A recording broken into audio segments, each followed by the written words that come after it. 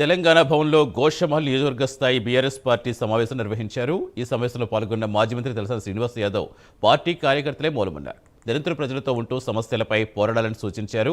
దేశంలో ఏ ముఖ్యమంత్రి మాట్లాడిన విధంగా సీఎం రేవంత్ మాట్లాడుతున్నారని మండిపడ్డారు. మళ్లీ వచ్చేది బీఆర్ఎస్ ప్రభుత్వమే అని ధీమా వ్యక్తం చేశారు. రేపు కార్పొరేషన్ ఎలక్షన్లు వస్తే కూడా ఇప్పుడు మీ నియోజకవర్గంలో ఎవరైతే అనౌన్స్ చేస్తున్నారో నువ్వు క్యాండిడేట్ నేను క్యాండిడేట్ ఎవరు క్యాండిడేట్ కాదు.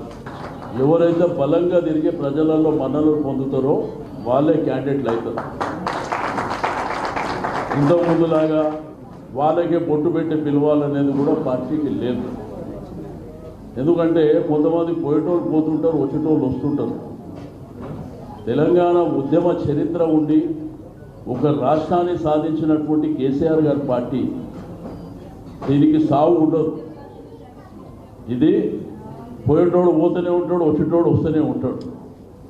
చాలామంది ఏంటంటే ఆ బస్తీలా డివిజన్లా ఏరియాలు ఏమనుకుంటారంటే నేనే సీనియర్ లీడర్ని, నేను ఉంటేనే పార్టీ ఉంటుంది, నేను చెప్పిందే నాకు నిద్రలకే లేచిందే, నేను చెప్పినప్పుడే మీటింగ్ జరగాలి, లేకపోతే లేదు, హైకమాండ్ కూడా నా చూపులో ఉన్నది అనుకుంటారు.